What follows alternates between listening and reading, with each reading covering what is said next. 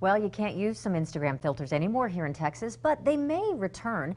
Its parent company Meta, formerly Facebook, now says it plans on creating an opt-in feature for Texans who just really want to access them. Meta disabled the feature here in Texas. It's all in response to being sued by Texas Attorney General Ken Paxton, who accuses its social media platforms of using facial recognition without users' permission. Okay, for this one, we turn to KXAN's Jayla Washington, our selfie star, who is joining us in studio today to talk about what's really going on behind the phone screens as well as behind the scenes, Jayla. Hey, Britt, Robert. Yeah, well, if you guys follow me on Instagram, you know I love a good selfie. I really do, just like many of you out there probably. So this definitely comes as a shock.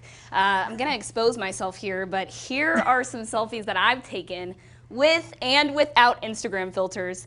You can see that with the filters, my face looks a little bit more polished. Then there are others that more drastically change how you look.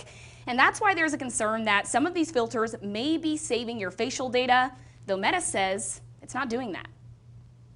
Oh, that's a cool one. I kind of like that one. Filters used by Instagrammers around the world. Look. Now gone for millions of users in Texas.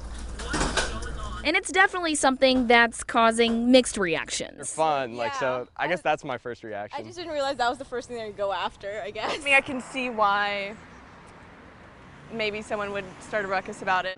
This is the lawsuit that was filed back in February. Attorney General Ken Paxton worried about Texans' privacy. The lawsuit that was seeking penalties in the amount of $25,000 per person affected, which gets into the hundreds of billions of dollars. Umar Gallaga, a tech expert, says Meta does have a history of collecting face recognition data, though the company says it stopped doing that back in November last year. The heart of this lawsuit is, where's that data going? Who's using it? Are you selling that data? Are you reusing it for other purposes? If your face can be tied to other data and identified, and there's a lot that can be done. Meta, in a statement, calls the filters it disabled power augmented reality, also called AR, and is not used to identify anyone. So there are still some filters you'll have access to here in Texas. You can see there are still a lot to choose from, but I gotta be honest, the ones here just aren't as widely used as some of the others.